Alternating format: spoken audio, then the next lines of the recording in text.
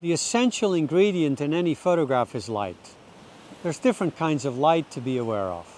What we have right now is indirect light. There is a sun above the fog, but the fog acts as a layer that scatters the light. Some photographers may not like that too much, but I actually think it's beautiful.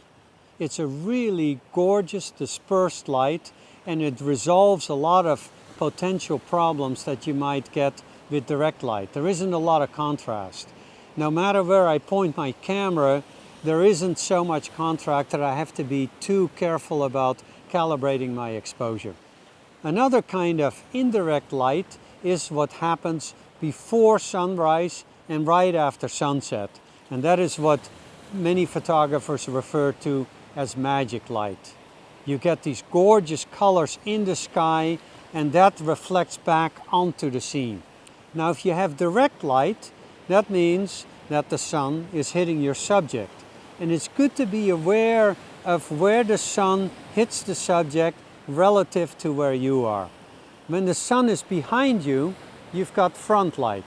Now, I use front light especially when I want to emphasize colors. When the sun hits the subject at a 90-degree angle, it emphasizes texture.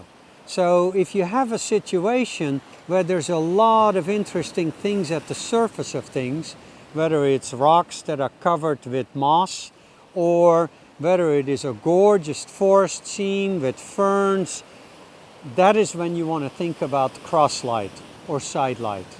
When the sun is in front of you, in other words, you're looking into the sun, what I do is I try to be aware of how the light changes.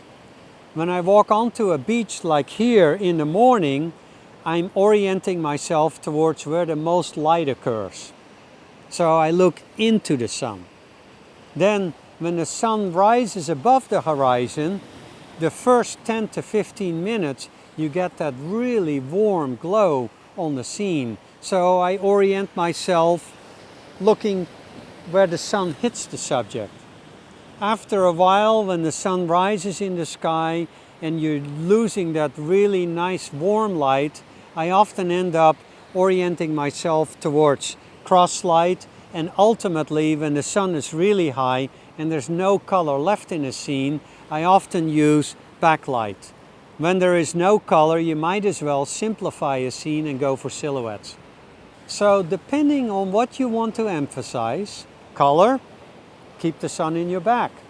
Texture, orient yourself at a 90-degree angle to the sun.